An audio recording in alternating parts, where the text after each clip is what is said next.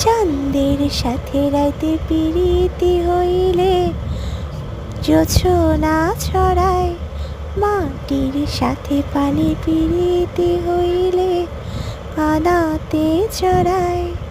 তোমার সাথে আমার পিরিত হায়রে, এই খবর শুনিয়া সৃষ্টি হইল শূন্যের মাঝে সুন্দর এক দুনিয়া।